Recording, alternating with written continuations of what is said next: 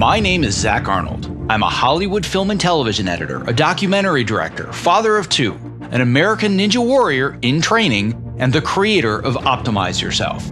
For over 10 years now, I have obsessively searched for every possible way to optimize my own creative and athletic performance, and now I'm here to shorten your learning curve. Whether you're a creative professional who edits, writes, or directs, you're an entrepreneur, or even if you're a weekend warrior, I strongly believe that you can be successful without sacrificing your health or your sanity in the process. You ready? Let's design the optimized version of you. Hello and welcome to the Optimize Yourself podcast. If you're a brand new optimizer, I welcome you and I sincerely hope that you enjoy today's conversation. If you are inspired to take action after listening today, why not tell a friend about this show and help spread the love? And if you're a longtime listener and Optimizer OG, welcome back. Whether you're brand new or you're a seasoned vet, if you have just 10 seconds today, it would mean the world to me if you clicked the subscribe button in your podcast app of choice. Because the more people that subscribe, the more that iTunes and the other platforms can recognize this show, and thus the more people that you and I can inspire to step outside their comfort zones to reach their greatest potential. And now on to today's show. One of the many fears this pandemic has magnified is that we cannot possibly focus on our careers and work at the highest level while also having time to be parents and partners and well-rounded individuals, right?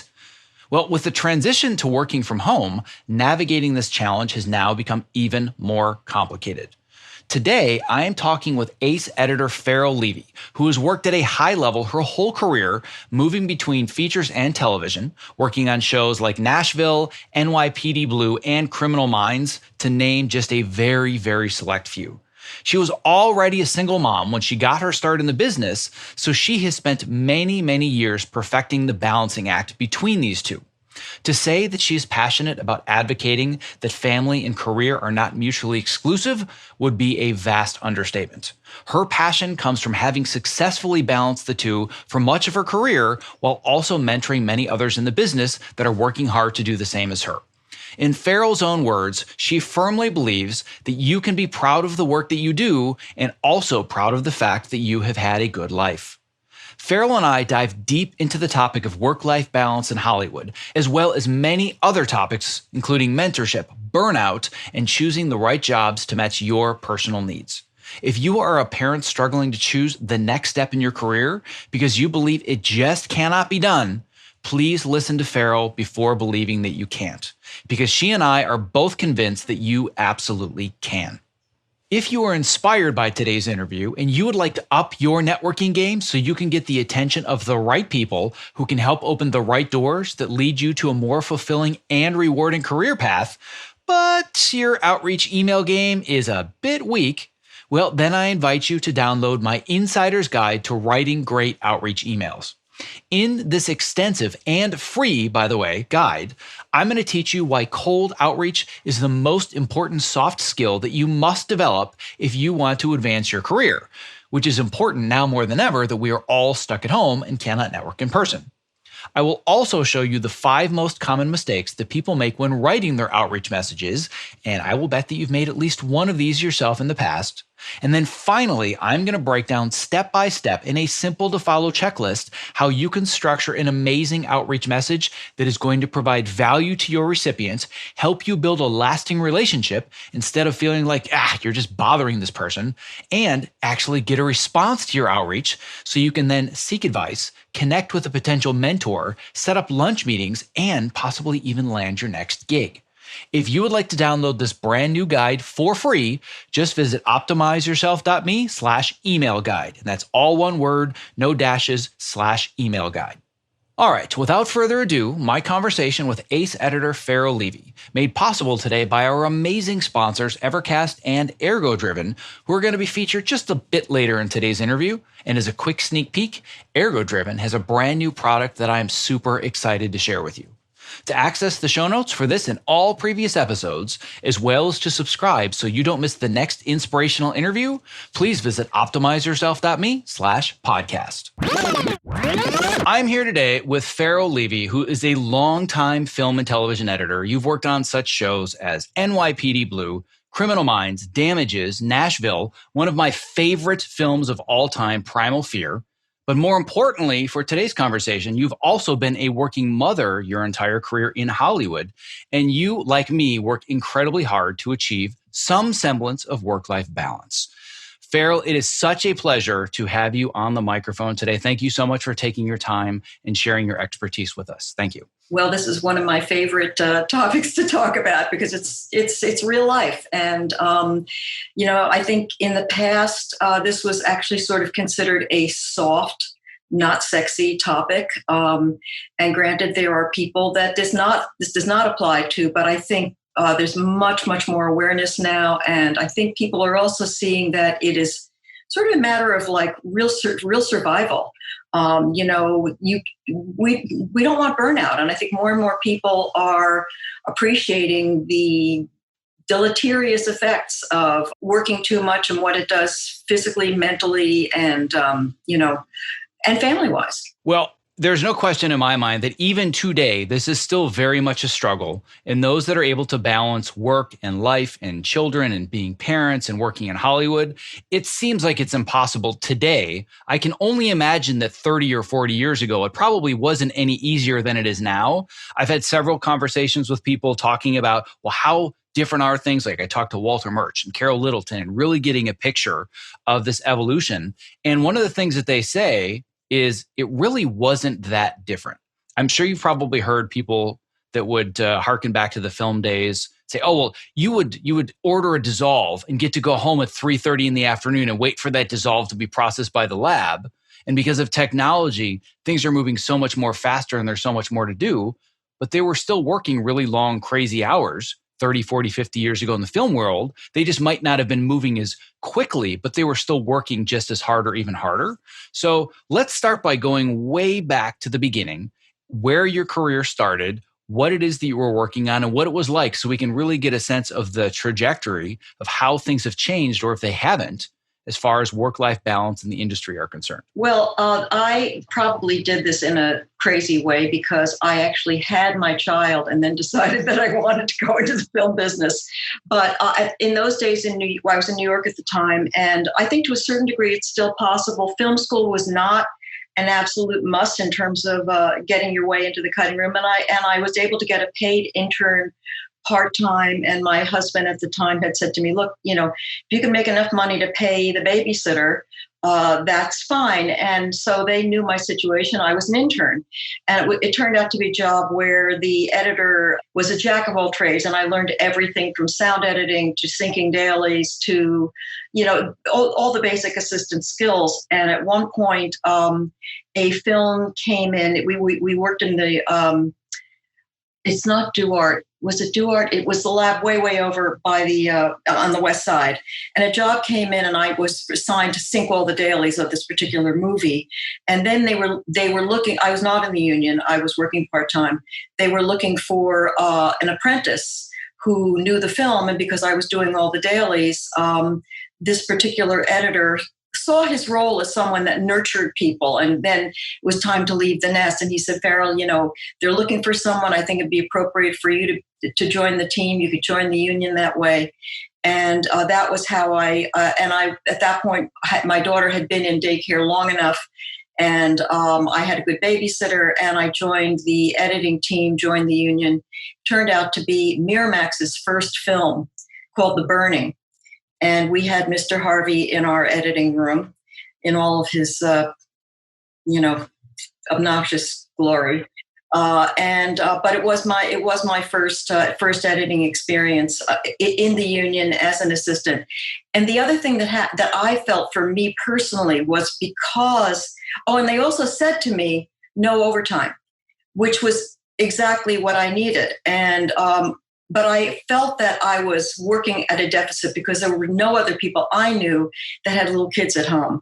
And even though they were aware of it, I felt that I had to work that much harder to prove myself and prove that, yes, you could have a child at home and still do the job. And that was pretty much the story of my my career for many, many years. This is a sense of need. You need to prove yourself as someone that's just starting out, period. But I felt that I had to prove myself that much harder because I had to show people that you could have a little one at home and still do the job. What I learned from that was that I would then try very hard to get onto jobs where they were not going to require overtime. And that actually pretty much worked out for me. I mean, I wouldn't tell people that I had a child initially. In fact, I sort of felt like I was literally in the closet about it. And then gradually, when I get the job, most editors, male actually, were very, very warm to the idea. And in fact, one editor, Eric Albertson, said to me, if I had known you had a child, I would have hired you much earlier. But anyway, when they would say no overtime, I would say, oh, okay, fine. But I would secretly be going, yeah. Oh, shucks, right? Bummer, that's too bad. Right. So I think part for me, I made a choice. And my choice was I wanted to work. Working was very fulfilling to me. I loved doing the editing. I loved doing, being in this world. But if I was going to do it, I was going to have to make a choice to perhaps not take on some of the bigger, more high-profile films that were going on in New York at the time. Like, for example, Dede Allen, everyone wanted to get on a big Dede Allen film, and she hired a lot of people. But I just knew that even though it might affect my career in that I would not move ahead quite as fast or might not to get to know that network, realistically, I could not do that. And making that choice was the right thing for me. I just trusted that my career was going to move along, and if I kept my eye on the ball, and it did allow me to work and then be home at night. And the other choice I made, at one point, I did become a single mother, and so it was really just up to me. And that was extremely challenging because most daycare centers don't understand the kind of hours. Even working till 6 o'clock seemed late to some daycare centers. Well, 6 p.m. was daycare. I mean, 6 p.m. in our world, that's barely lunchtime. Exactly. And I often had to have a supplemental babysitter after the daycare to pick up my child. I mean, everyone working now understands this routine, but I was kind of alone out there in our world. In fact, there were many people that I'm close with now, but I really longed actually to hang out after work, go out for drinks. But I made the decision I needed to just get home and be with my daughter. And as soon as I'd get home, it was all her. I downed a very, very quick dinner, and I would play with her. I would read to her. We would do crafts. I just devoted my time to her. So it was really work and daughter, and then my own stuff later. But I think really, Zach, it comes down to prioritizing and being good with those priorities, and knowing that you really can't do it all at certain stages of your life. And I did, and slowly my career, moved along, and I became known as a respectable, reliable assistant. And then I was very lucky to have met Peter Frank, who himself had a mother who was single and an assistant editor. And he really got my situation and was extremely supportive.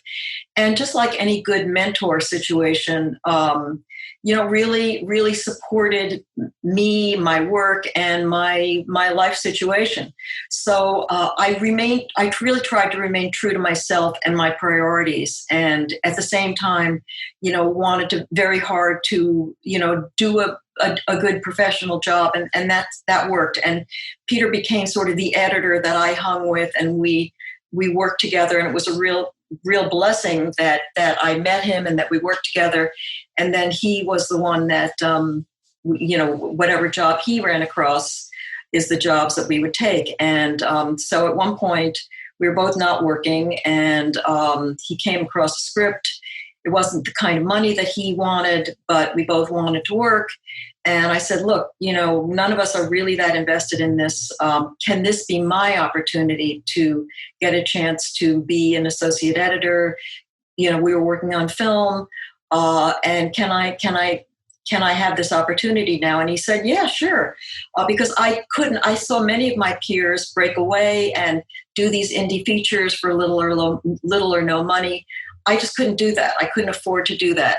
So this was a great opportunity for me to get paid and have some chance to edit. And the whole time we were doing the film, Peter gave me a bunch of stuff to cut. It was really rewarding, very gratifying. And but at the same time, none of us had any expectations that the film was going to do anything, and then, we went to screenings, family and friends screenings, and we were just shocked that people were so enthusiastic about the film and laughing at places that we never thought were funny, and it got great scores. And in fact, the film was such an unexpected, even the producer at the last minute gave the director extra points because she didn't expect the film was going to do very well either. But the film turned out to be Dirty Dancing, and no one is as surprised as we all are, especially to see the legs that it has even now. So I got lucky, and Peter was responsible for that. Well, anyone that listens to my show know that you just hit the hot button topic of the day. You used the L word. You said that you were lucky, and I don't believe that. I believe that there was a whole series of events. And as you said, the very important word and theme of today's conversation is choices. There was a whole series of choices that you made. And maybe it was a bit of a stroke of luck in the zeitgeist of the universe, right place, right time for Dirty Dancing itself. But you made it very clear, I would like an opportunity to learn and grow. And I think this could be the opportunity. And at the time, it didn't seem like there were a whole lot of stakes. Yeah, whatever, it's kind of lower paying. And I even remember you telling me that you both had some very honest thoughts about the script and what it might or might not become. But there were choices made that led you to that place. And I always want to empower people to understand that their choices have weight and they mean something. And your choices are largely what led you to that moment. Well, I agree with that, Zach. And the other thing that I tell people is that if you're not going to get an opportunity unless you ask for it. And that comes down to asking for salary, asking as an assistant to be moved up. You can kind of sit there and hope that someone notices you, and sometimes that does happen, and you get and good for you. But I really feel if you want to have some kind of control over your situation, you have to be proactive. And I think that there's so many situations where people wonder why things aren't moving faster for themselves. And you just have to trust that all it takes is just to ask. And I think another thing to think about as well, I completely agree with that. We've talked about this with multiple guests now. As a matter of fact, I recently interviewed Andy Armaganian. I don't know if you've ever come across her before. She's an editor turned director that's now doing all the big like superhero projects with the Greg Berlanti universe. And that was her biggest piece of advice. If you want something, you have to be specific about it and you need to ask for it. Opportunities don't just materialize, especially in Hollywood, because everybody's fighting for them. You have to make your intentions very, very clear to people. So I think that that's a big piece of it. And especially like you said, when it comes to prioritization and making these choices, when people think to themselves, why isn't enough happening to me? My response is, show me your calendar. What have you got in your calendar? What are you planning that actually demonstrates that you value the time you're putting in to move yourself forwards? And usually there's nothing there. But you're prioritizing and making it clear, I'm taking these actions because I want to move forwards. And P.S., also doing it as a single mom. The other thing I think that helped me, but not only as a single mother, and I think that you and I would both advocate for this, which is that once I saw that Peter and I were aligned, I realized that I had a mentor in Peter, and he was willing to be my mentor. And that is such a valuable relationship. Because I think myself, having been a mentor to many people, it's something that I enjoy doing. I enjoy helping people out, and I enjoy that paying it forward, passing it on. And so it's really a win-win situation. And having a mentor can be just a terrific learning experience, but also career helper. And so I think that you're not. If you feel that there is a simpatico there, that mentor relationship is so, so critical. And I don't think it's cheating. I think it's part of our process. And it's actually, in spite of Avid, in spite of the technology and the changes in the working, the cutting room procedures, mentorship still, there's still a place for mentorship. And it's really important. Clearly, I couldn't agree more, because I built an entire business around the idea of providing coaching and mentorship to people. But what I find so interesting is the fact that you said it's not cheating. And that's such a curious insight for me, because I would never assume that me trying to get ahead, meet the right people, build relationships would be cheating. But you're right in that a lot of people feel that way. I've noticed, especially in post-production, we are so isolated. And there's this pressure that, well, we have to figure it out ourselves. Everybody else has it figured out. Why don't I have it figured out yet? Well, it would be cheating, or I don't want to bother people. They're too busy to help me. So I was going to get into this a little bit later, and we're going to get back to your story, but I think this is really the crux of the conversation. If somebody wants a mentor, what does that look like? How does that work? Because I'm just going to assume you're way too high on the totem pole. Why in the world would you ever want to spend your time helping me?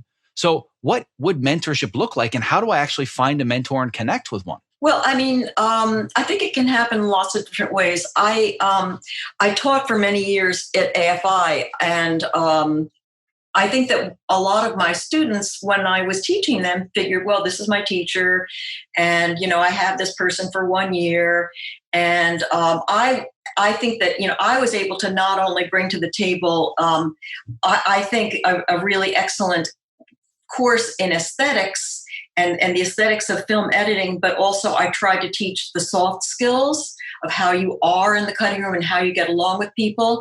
But very much a part of myself is this whole idea of mentorship. So as it turned out, one of the students in my first class really kind of stepped up, and she stayed in touch with me, and she wanted me to know what she was doing. And we developed a relationship, and I liked her proactive attitude.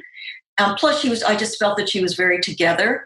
And in fact, when I was looking for an assistant on NYPD Blue at one point, I thought, I'm going to give this girl a chance. And she became my assistant. I knew that there might be a little bit of a rough period, because she in fact had not worked in a professional editing room as an assistant before. And I know that there are a lot of studios that, don't want you to hire people like that, because they want people to just jump right in. I've had such good luck. Luckily that was not the situation when I was working for Stephen Bochco. I could hire who I wanted. She was a very quick study, and now Ellie Nilsson is a very, very successful editor and mother in her own right. And we still have a long, long relationship. I've helped her get jobs. It's my pleasure to do that. And so I feel that when I have, and as it turned out, not only did I reach out to some of my former students, but they've reached out to me over the years. And it's been my pleasure to counsel them and to help them not only in their school years, but beyond that, in their professional years, and kind of give them the best of my perspective, which I feel needs to be popular in this business, which is, yes, have a family, have a balance, be a good person, pay it forward. And if I can get some of those ideas, in the people that I that I associate with, I feel like I'm doing a good job. So I've certainly taken on mentoring my assistants. Most of my assistants have gone on to edit afterwards. I really feel it's part of my job to push these people on to the next level. And in fact, at one point I had an assistant who I was so happy that we were working together. She was one of my former students, and I helped her get her first job in the business. And I was very pleased that we could be working together. And we worked for a month together. And then she came into my cutting room and she said, Farrel, I have good news and I have bad news. The good news is that I got an editing job. And the bad news is I really want to take it. And it means that I'm not going to be able to be your assistant. And, when that kind of thing happens, the honest reaction is I feel sad because when I have a great assistant, I'm really, really happy. But at the same time, I feel so happy that this person can move ahead and become an editor. And that person is Shannon Baker Davis, and she is doing so well right now. And I'm just so thrilled for her. And I think that's part of the job of a mentor as well, to let someone take flight.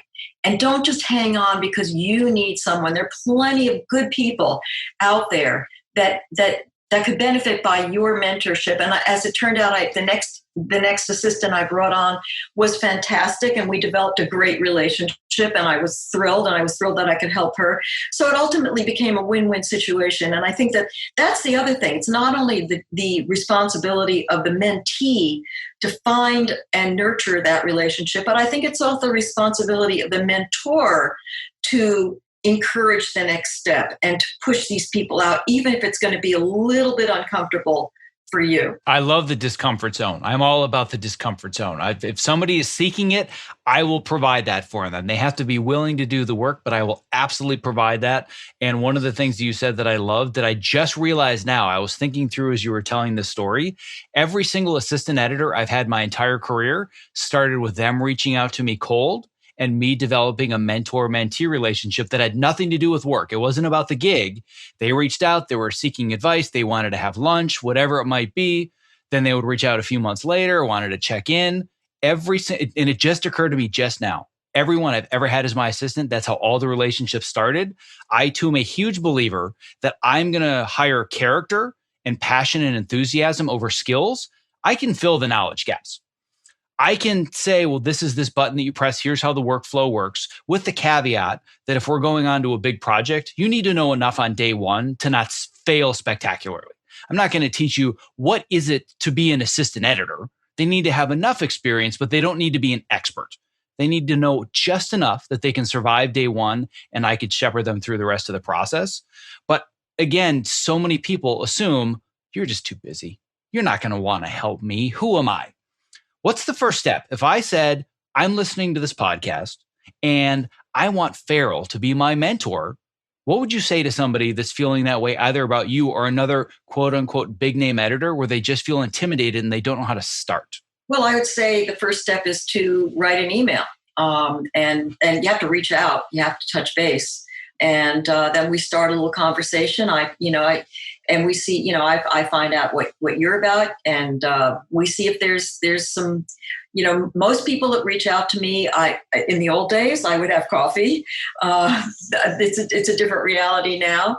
And we would chat, and, I really like helping out new people in the business, and we take it from there. So I think that the outreach process is so important. It's a very undervalued skill and an art form, as we've talked about. You like to emphasize the soft skills. It's not just about, do I know the workflow? Do I know Avid? Can I deal with the EDL manager and with exports? To me, that's such a small minority percentage of all of the skills that are so super important to actually make it in the business.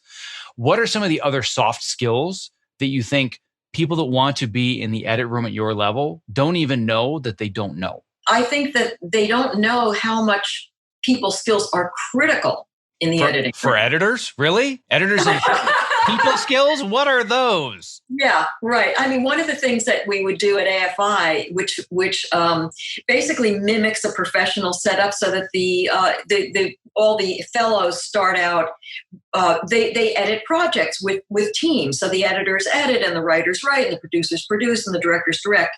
And over the course of the year, they've edited a bunch of these things. So at the end of the year, I would say to people, what was the biggest surprise for you that you didn't expect coming in? And 201, they would say, I never realized how much editing involves getting along with people. It's not just knowing how to make a match cut. It's not just knowing how to do the Avid. It's so much. And the other thing and so getting along with people is also knowing how to get your point across, but getting it in a way that's not antagonistic. It's knowing when to talk, when not to talk. It's knowing how to nurture your director, and because you're trying to bring the best out of their work. It's not a competition. The editor has to understand what their role in the process is. We are kind of chameleons. We have to sort of change our personalities depending on who the people we're working with are, and that is in order to get something done, get a film from start to finish. You've got to be able to navigate the discussion process. You can put together a cut, but if that's not what the director has in mind, and the director has all kinds of changes, you're going to have to negotiate in a very diplomatic way what they need, what will work for the film. The director could do all these changes and it really might not be working. And then you have to figure out, well, how do I convince this person in a way that's not going to antagonize and in a way that's not going to subvert the process, that this might be a better solution. So one of the things that we would talk about in class is literally how you sort of say that kind of thing. What are strategies for doing that? But I also think, for example, as an assistant, you want to be mindful of that too. Like, you don't want to be the person in the room that's like the smartest person in the room, raising their hand like, I have the answer, dominating the conversation. An assistant maybe can talk to the editor afterward and say, what about this idea? Or what about, I have a possible solution for that. Let me show you. But you don't want to be the assistant who is dominating the conversation in the room, because you're not going to be looked upon well.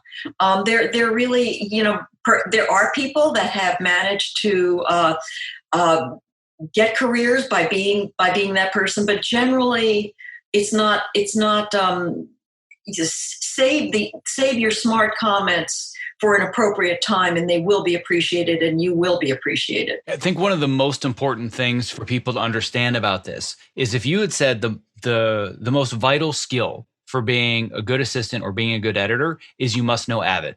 Great. Well, then I go to LinkedIn Learning, or I go to larryjordan.com, and I've got a whole bunch of videos and it's going to show me how to do it. I can't go online and sit in the comfort of my pajamas and learn how to manage a room. I can't learn how to build these relationships and how to answer questions on the fly or deal with it politically and diplomatically when I'm given the worst note ever. Those are skills that you have to learn. The only way, in my opinion, you can actually learn them is via mentorship. Otherwise, you're stuck between the rock and the hard place of, I need the experience to get the experience, right? There's just no way to be able to get in the room unless you have the skills, but you need the skills to get in the room. So it just kind of brings us back to the same conversation. You need a mentor. You need somebody that's willing to let you sit in the room or be the assistant to you being the editor, whatever it might be. You can only learn this stuff on the job. There's no other way that I know to learn this. But the other thing I would suggest to people too, if you are in the union, if you've made it that far, but you feel like, well, I'm on the roster, but I don't know what's the next step. The union has, the networking is so important, whether it's their assistant editor, meetup groups. I'm sure there's stuff going on Zoom right now. There are committees in the union that are welcoming to new members. And it is by circulating yourself around. I mean, it's one thing to meet one person, but that's just one person. The way things are these days, work is not like it used to be before the pandemic. So I think that the wider net you throw in terms of meeting other people and meeting other assistants, and then asking, well, what's going on with you? What do you know about their Facebook groups? The wider the net, the better in terms of broadening your chances of something really clicking. Yep. And I both agree and disagree with that. And I'm going to explain why I both agree and I disagree. I think you should cast as wide a net as possible, but it needs to be a very specific net. I think the fallacy is that most people think it's the shotgun approach. If we were to think about all of the networking in the world as one conference hall of 500 people, the approach is often, I need to go in there, I need to chit chat with as many people as possible. I'm going to hand them my business card. Oh, fingers crossed, somebody's going to respond and I'm going to get a call. Conversely, I'm a big believer in you go into the room and you find the one person you know you can provide the most value to, they can provide the most value to you in return and build a long-term relationship, then rinse and repeat that. And I think for someone that doesn't know anyone, yeah, just start by reaching out and connecting. But as an extreme introvert that has been socially distancing at the Olympic level for 15 years now, I don't really enjoy going to the in-person events and chit-chatting and just meeting people. I know that some people, a lot of people love that. I don't. But I'll go to them if I know I can find the right people. But if you go to just those, your network by default is whomever decides to show up any given evening. And I know that if you're working and it's on a big film, you're probably not going to be at an MPEG mixer Wednesday at 6:30 p.m. So I feel like I need to be more specific, and instead of the shotgun approach, take the sniper approach. I know after listening to today's podcast, Farrel Levy is the one person that's going to understand me, and I need to reach out to her or whomever it might be, right? I don't want you to all of a sudden get 150 outreach emails. But the point being that if you identify somebody that you fit with, like you said, just ask, reach out to them, but cast a wide net of reaching out to the right people. That's at least my philosophy. You know, the other thing that I've noticed with some of my former students who have reached out to big editors and done that very approach is that it takes persistence. But, you know, it takes persistence, period. So you might as well get used to it.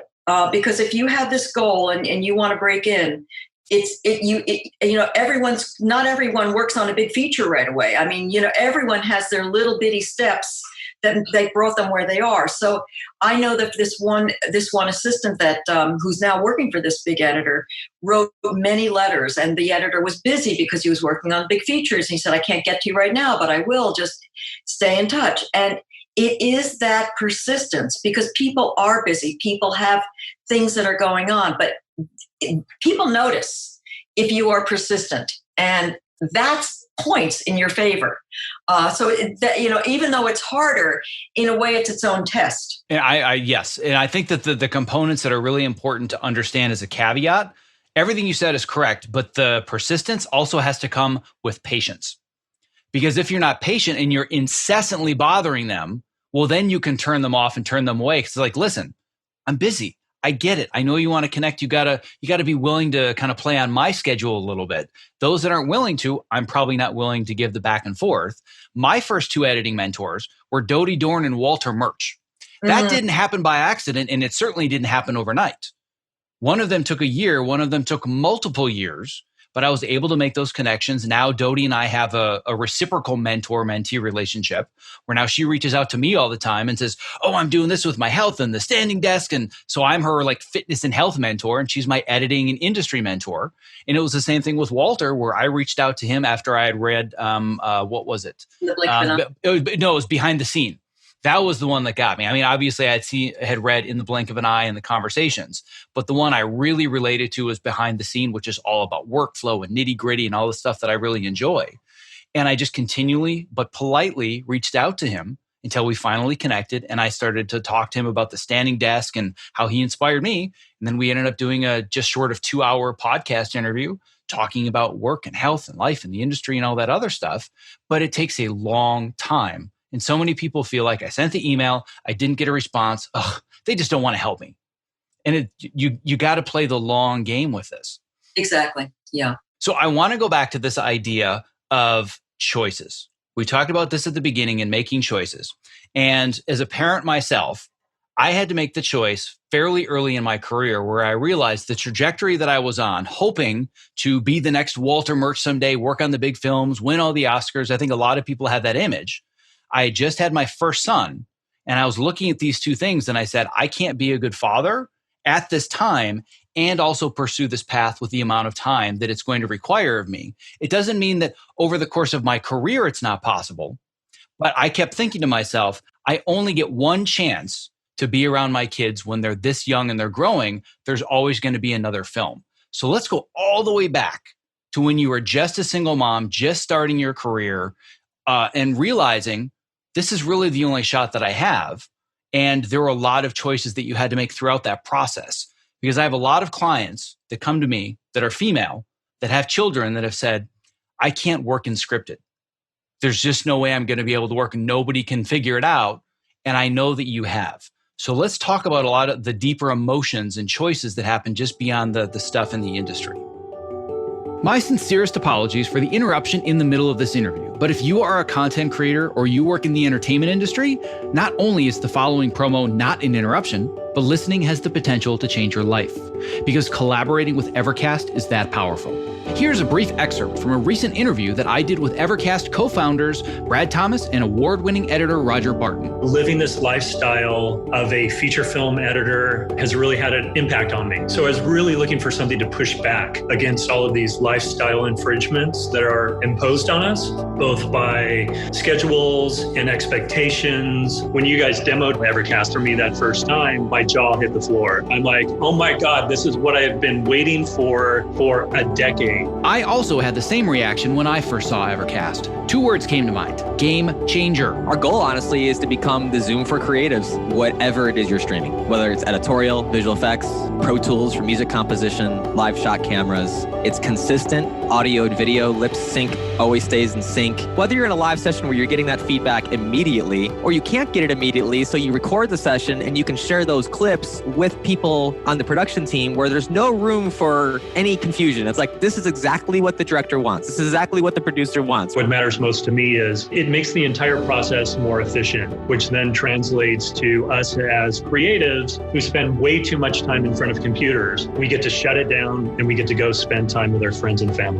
The biggest complaint, and I'm sure you guys have heard this many, many times, this looks amazing, I just can't afford it. Tesla had to release the Model S before they released the Model 3. So by the end of the year, we are going to be releasing a sub $200 version a month of Evercast for the freelancer and indie creatives. Anyone who is a professional video creator outside of Hollywood. I think what we've learned over the last few months is that this technology can translate to better lives for all of us that give us more flexibility and control while still maintaining the creativity, the creative momentum, and the quality of work. I cannot stress this enough. Evercast is changing the way that we collaborate. If you value your craft, your well-being, and spending quality time with the ones you love, Evercast now makes that possible for you and me. To listen to the full interview and learn about the amazing potential that Evercast has to change the way that you work and live, visit optimizeyourself.me/Evercast. Now back to today's interview. Well, I do think that one of the changes that I have, as I said, I was lucky that I worked with people, and I say lucky because I did have one job in that period where I really needed to work.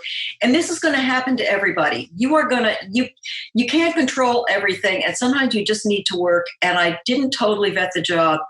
It turned out to be the most horrendous job. Luckily, my parents were able to take my daughter, but I was literally working 27 hours at a time.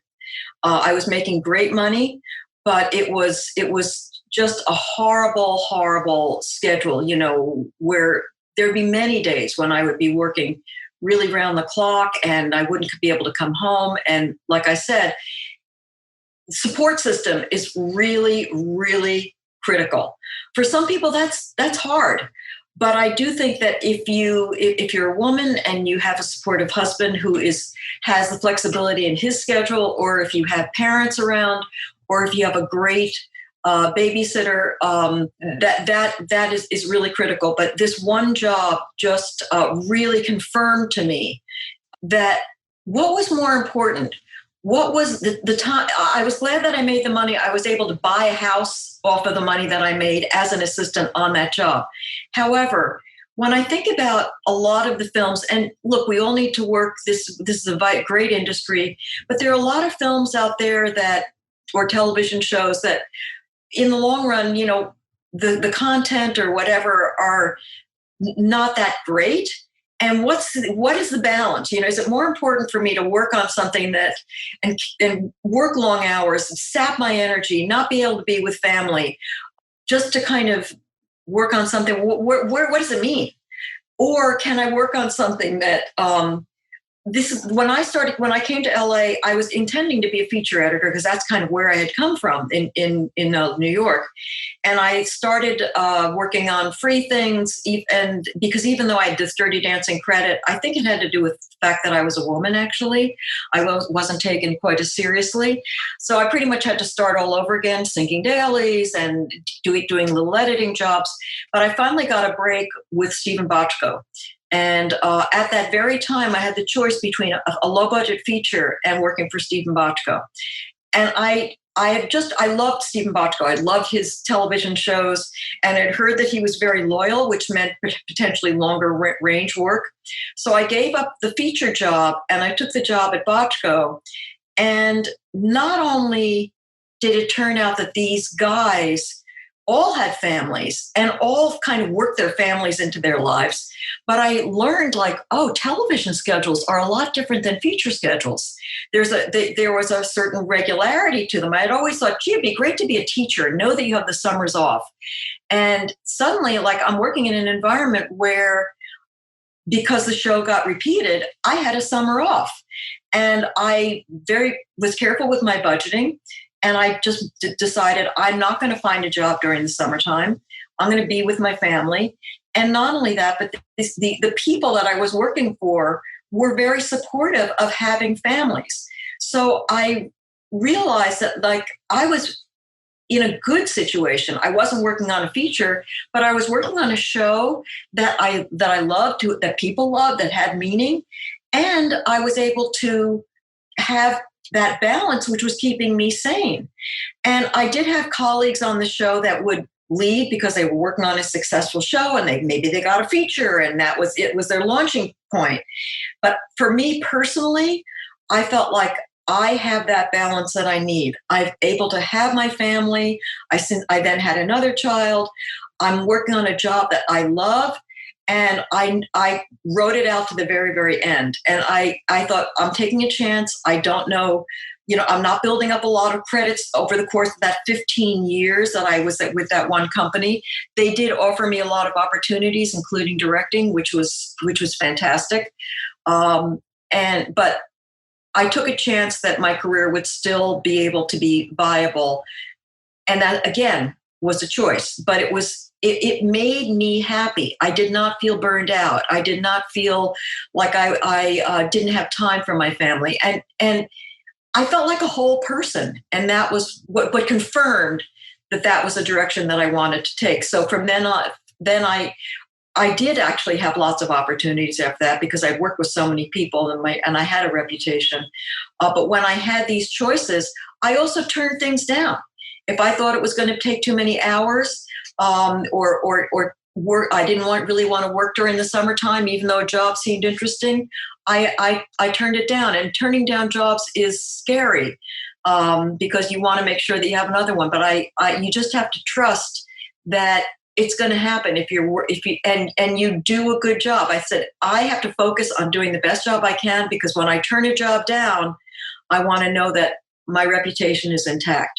So I think that's the other risk. It's risky. You have to be willing to turn stuff down in order to maintain the family balance.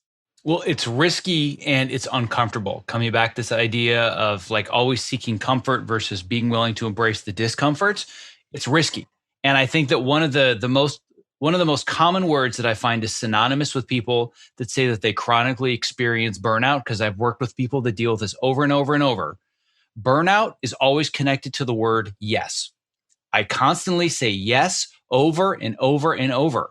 Well, why don't you just say no? Logically, it makes sense. They're like, because I can't. Why not? Because I'm afraid. Afraid of what? I'm never going to work again. I'm not going to be able to pay my bills. There's no level of preparation. There's no safety net that gives them the freedom to make those choices. And not having those choices is what leads to burnout. And you had told me offline, you've also alluded to here, that there were some pretty big projects that came your way during those summer hiatuses.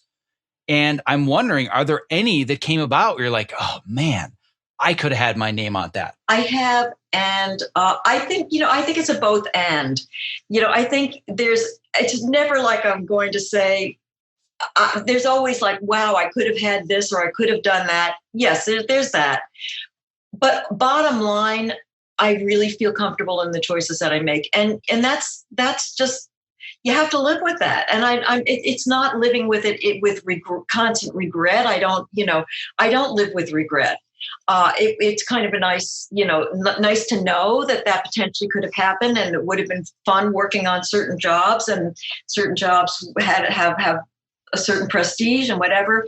But I really will never regret choices that I made for my family, because love is the ultimate thing that counts. It's that's what you're going to go to the grave with. And I really believe that you can still have some great jobs and some great professional relationships. There's lots down the pike. And so, those opportunities, yeah, they happened, but there are other things that happen too. And there's always other opportunities. I don't regret those choices. And I'm guessing there's never a point where you say, oh, in hindsight, I would totally give up all this time with my daughter just to have that one credit in the money. No, I wouldn't. And as a result, maybe I don't have some of the sexy credits that might have looked better, but I'm a happy person. I'm a happy person. And I think that it's easier now for women to have the support. Not that I didn't have support, but I see, look, I think it's great that women and moms are taking on these big jobs, are taking on, big action features. Just they're much more in the editing population than they were before. But I know myself, I've always felt that television, that the hours and the regularity offered me a much more controlled lifestyle. And I know I'm happily, some of my former male students have come to me and said, I just worked as an assistant on this big feature and it was so great. And I was out of town. I'm so glad that I worked on it, but I'm thinking of having a family now. And I don't know how I'm going to do that. And I say, look, with Netflix and all these television platforms, it's the landscape has changed. There's some pretty great things going on in the television world, and often much more character driven, much more with much more story and interesting things going on. So consider television, and don't think of yourself as less than if you're doing that. You can be proud of the work that you did, and also proud that you had a good life. So I have one student.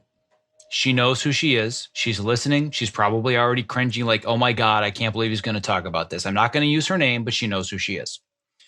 She's a successful editor, but she is terrified of making the jump into scripted because she's also a really good mom and she doesn't think that she can do both well. If she wanted to edit the next Star Wars film, I'd say that's probably going to be a challenge. But she's feeling the same amount of weight and guilt and pressure about making the transition into scripted. And again, this is somebody at a high level that's doing what she's doing, but there's this underlying fear that I don't think I can be a good mom and I can edit scripted television and make the transition.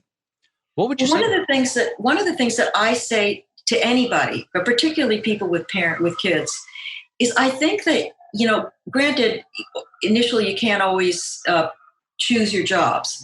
But if you have any way of choosing your job, I would really vet the people that you're working with, whether it's first the editor, that they understand your situation, that they are simpatico, and that if you have to take your child to a doctor's appointment, they're going to be cool with that. And I think more and more people are. I think that a post-production supervisor that understands that and understands family and understands people's needs, that is very important too. And certainly, directors, producers, initially, I would say for one thing, yes, television is much more of a compatible situation with parenthood. But I think her next step would be to also start talking to people once jobs are available and finding out if something comes up, does this seem like it'll be family friendly? Or friendly to someone that is a parent, and maybe initially you turn that down. But when you do find an editor who understands and is willing to to work with you as a parent, because you can, it's not that difficult, then you go for it. But I do think that if there's a certain extra level of research that a working parent, particularly, I even say it as an editor, but particularly as an assistant, that you should do to protect yourself and to make the experience as workable as possible given your situation. Because as I said, in our careers, we're always going to have a few really, really difficult, challenging situations, but you want to try to set things up, at least initially, that to be friendly to parenting. I would agree with all of that. And just to clarify one thing, she is actually an editor, and she's even at the ace level editor, just not in the scripted world. So there's already a lot of experience. So I think replace the word editor with showrunner or director or EP, and it's going to be the same conversation. But this is something that I talked about in a podcast extensively. I don't remember the exact episode number. We'll put it in the show notes. But how I got my job on Cobra Kai. I talked about how when I identified the show, I said, I would love to cut this show, but only if it aligns with my lifestyle needs. My biggest fear, and when I discovered it at the time, it was a season 1 YouTube show. I didn't have a whole lot of competition. Now it's the biggest show on Netflix and everybody's watching it and talking about it. But 2-3 years ago, it was like, oh, it's that weird Karate Kid thing on YouTube. Yeah, whatever. But as soon as I saw it, I said, this is my dream job, but only if I can still be a parent. If these guys are tyrants and it's nights and it's weekends and I've got a meeting and I'm not going to be able to come into the edit bay until 10 p.m., so not worth it. Got to meet my lifestyle needs. The only way to find out is I went into my interview and it became their interview. Sure, I talked about my process and everything else, but it was more, what's your process? What are the expectations? When do you expect me to be there? And they all said, we've got kids. We want to be out the door. I'm like, oh my God, this is it. But you have to ask those questions and put yourself out there. So what are your criteria? What is it? What's the difference between, yes, I can make this work versus, nope, this is a deal breaker? One of my big criteria is I always ask, where's the cutting room? And if it's near my house, that is really, really helpful, because let's face it, commuting time it can take hours out of your time with your family. If it's near the house, that's big points. But then the other thing is, I too will check out, well, do you anticipate long hours on the show? Because I have a family. And not only, they'll be honest, or they try to be. Sometimes they hedge on that. But you try to get a vibe on the hour situation. And then I think you also, like you said, if people are like, we have families too, we totally get it, then you feel much, much more supported. And it's a much more, and honestly, as I started to say earlier, this is a relatively new phenomenon, having showrunners that have families and for whom family is important too. That was not the case for so many years. And now you have a lot of women that want to change the culture in their cutting room, women showrunners who themselves have kids. And that is a big plus. But I recently had a job interview with someone. And again, it wasn't about the show. The interview just became about the vibe. And by the end of the interview, I thought to myself, I like this guy so much. I just want to work with him. And so I think if you get that kind of and the job worked out, and it turned out to be a great job. But if you can get that kind of vibe going, and sometimes you sense like, I don't think this is going to be right. And that becomes difficult, because if you get the sense that they might want you, but this is not going to work out for your situation, that becomes one of those things. Well, do I say yes, or do I stick with my guns, and knowing that this could be make me and everybody else around me unhappy? But then sometimes, the other thing I say is that if you don't get a job, everyone wants to ace the interview. But if you don't get the interview, I always say, you know what? It was just as well. It was meant to be, because most likely and I've heard you say this before, it's like a marriage, and every relationship you're on with a show is one where you feel like you can get along, or you can disagree, but it's longer term. So if that marriage isn't going to work out, just just see it as a good thing. Well, and it's funny because you bring up the term marriage, and we're talking about marriage and kids. You wouldn't want to get into a marriage with somebody, but not express beforehand, I want a family. I don't want a family. Are you crazy? Well, clearly that marriage isn't going to work, but it requires the communication beforehand. And if that communication doesn't happen, well, then things fall apart. And I feel if those expectations are not clearly communicated at the interview stage, everybody eventually is going to be in a world of hurt in one way or another. But there's one other component of this that I want to dig into a little bit deeper that I think is so important, especially for the mom that's listening to this right now. You alluded to this very early in the interview, but you said one of the first things I'll say to them in the interview is, well, I'm a mom and family is important to me. But there are a lot of people very, very scared to say that because as soon as they come out of the closet, like you said, they might not get the job. Do you feel that there's ever been a portion in your career where you outed yourself, so to speak, and you didn't get the job specifically because of that? Is that fear warranted? Well, I think that, early in my career, it was much more of a no-no. I think now it's more accepted. And I would hope that if you see, and there's a possibility you might not get the job.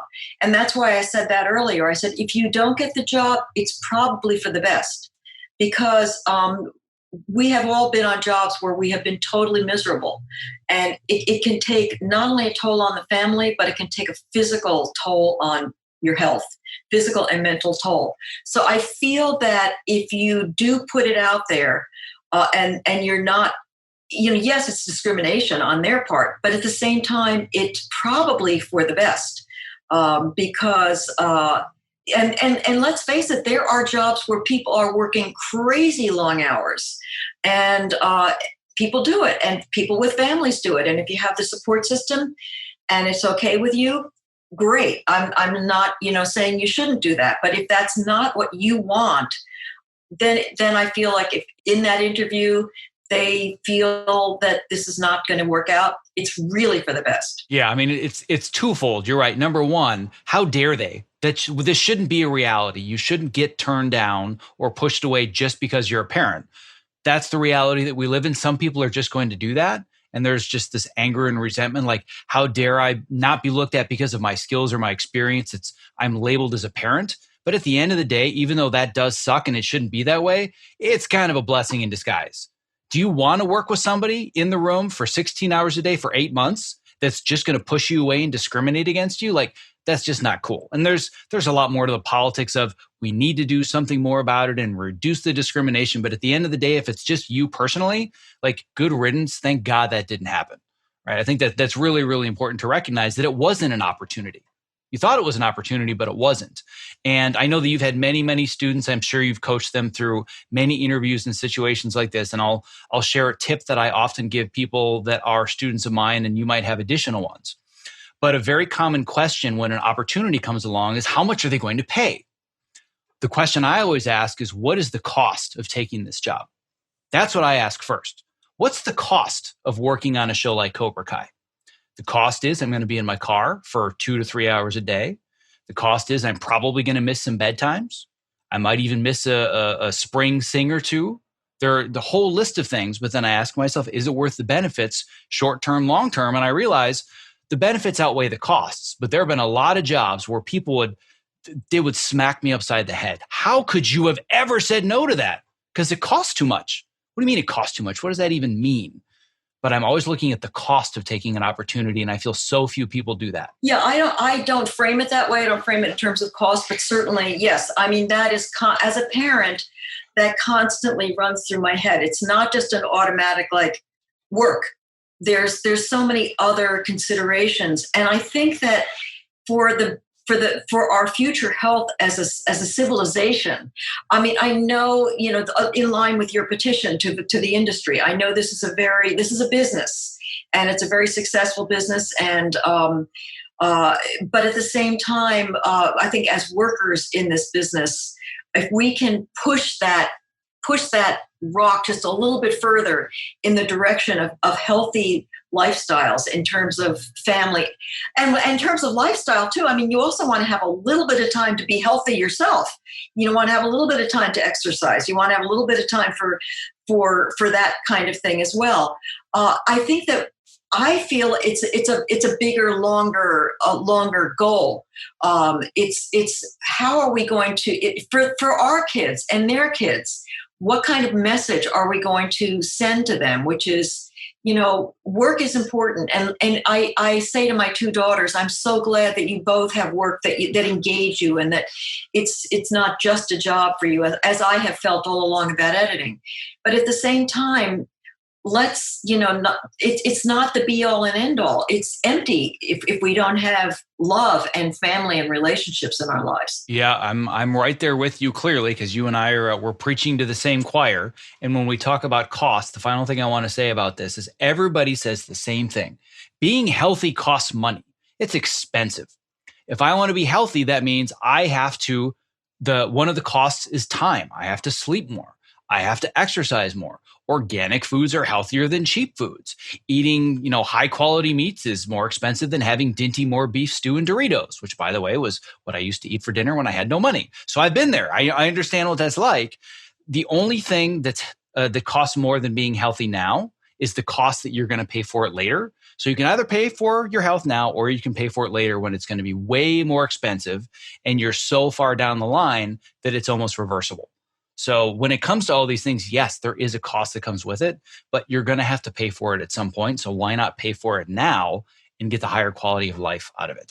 Those are my 2 cents. Well, but in terms of kids too, there's really sort of no paying for it later. I mean, I think that you either enjoy your kids as they're growing up, or you go, what happened? Mm-hmm. I missed that.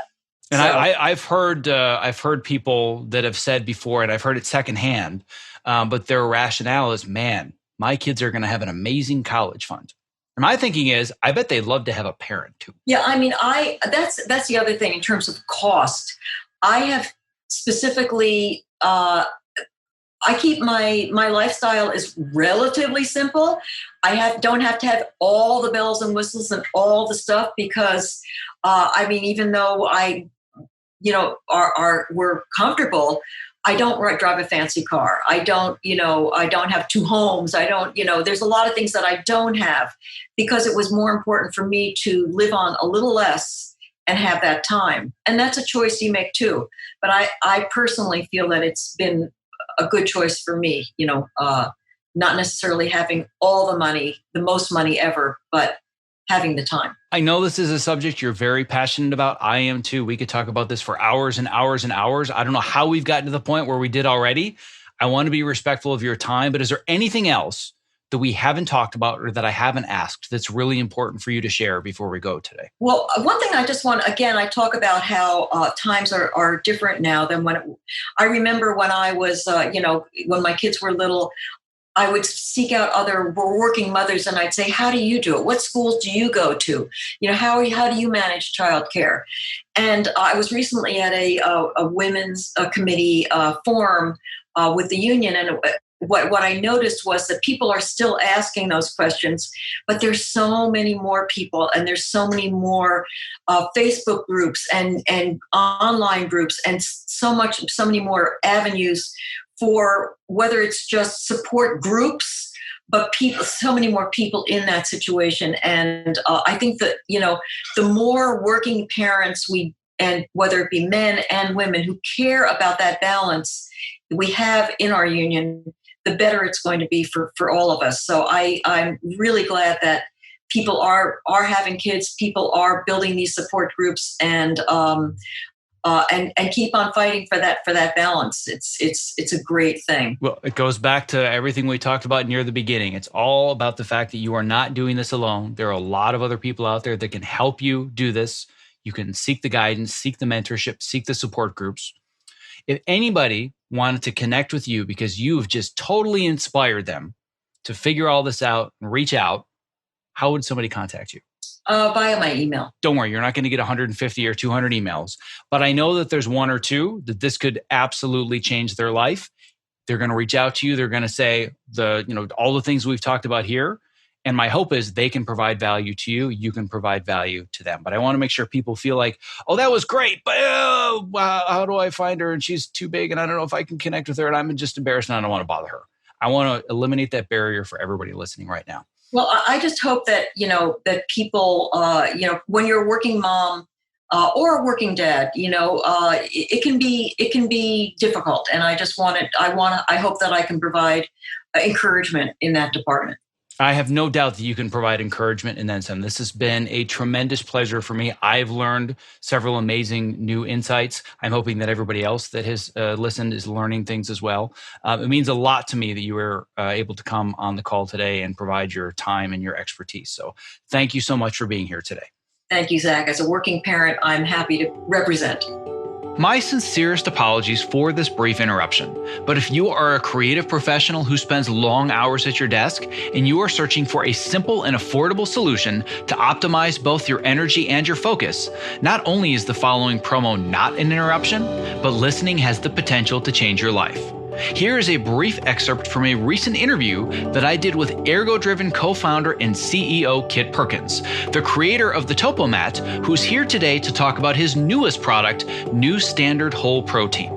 I'm into health and fitness generally, but I want it to be simple and straightforward. About a year and a half ago, I started adding collagen into my protein shakes. And man, the benefits were like more dramatic than any supplement I've ever seen. So I thought, if I could just get this down to coming out of one jar and it's ingredients that I know I can trust, and you just put it in water and you don't have to think about it. When people think of protein powders, they think, well, I don't want to get big and bulky. And that's not what this is about. To me, this is about repair. So a big part of what we're talking about here is you are what you eat. Your body's constantly repairing and rebuilding, and the only stuff it can use to repair and rebuild is what you've been eating. Unfortunately, as the years have gone by, every day getting out of bed, it's like, 2 or 3 creaks and pops in the first couple steps. And that I thought you just sort of live with now. But yeah, once starting the collagen daily or near daily, it's just gone. So for us, job 1A here was make sure it's high quality, and that's grass-fed, 100% pasture-raised cows. And then the second thing, if you're actually going to do it every day, it needs to be simple. It needs to taste good. Well, my goal is that for anybody that is a creative professional like myself that's stuck in front of a computer, number one, they're doing it standing on a Topomat. Number two, they've got a glass of New Standard Protein next to them so they can just fuel their body, fuel their brain. So you and I, my friend, one edit station at a time are going to change the world. And even better for your listeners, with code OPTIMIZE on either a one-time purchase or that first subscribe and save order, 50% off. So if you do that subscribe and save, that's 20% off and 50% off with code OPTIMIZE. That's a fantastic deal. If you're looking for a simple and affordable way to stay energetic, focused, and alleviate the chronic aches and pains that come from living at your computer, I recommend New Standard Whole Protein because it's sourced from high quality ingredients that I trust and it tastes great. To place your first order, visit optimizeyourself.me/newstandard and use the code OPTIMIZE for 50% off your first order. Thank you for listening to this episode of the Optimize Yourself podcast. To access the show notes for this and all previous episodes, as well as to subscribe so you don't miss future interviews just like this one, please visit optimizeyourself.me/podcast. And a special thanks to our sponsors Evercast and Ergo-Driven for making today's interview possible. To learn more about how to collaborate remotely without missing a frame and to get your real-time demo of Evercast in action, visit optimizeyourself.me/Evercast. And to learn more about Ergo-Driven and their brand new product that I'm super excited about, New Standard Whole Protein, visit optimizeyourself.me/newstandard. If you are inspired by today's interview and you would like to up your networking game so you can get the attention of the right people who can help open the right doors that lead you to a more fulfilling and rewarding career path, but your outreach email game is a bit weak, well, then I invite you to download my Insider's Guide to Writing Great Outreach Emails. In this extensive and free, by the way, guide, I'm going to teach you why cold outreach is the most important soft skill that you must develop if you want to advance your career, which is important now more than ever that we are all stuck at home and cannot network in person. I will also show you the 5 most common mistakes that people make when writing their outreach messages, and I will bet that you've made at least one of these yourself in the past. And then finally, I'm going to break down step by step in a simple to follow checklist how you can structure an amazing outreach message that is going to provide value to your recipient, help you build a lasting relationship instead of feeling like, you're just bothering this person, and actually get a response to your outreach so you can then seek advice, connect with a potential mentor, set up lunch meetings, and possibly even land your next gig. If you would like to download this brand new guide for free, just visit optimizeyourself.me/email guide. And that's all one word, no dashes, /email guide. Thank you for listening. Stay safe, healthy, and sane, and be well.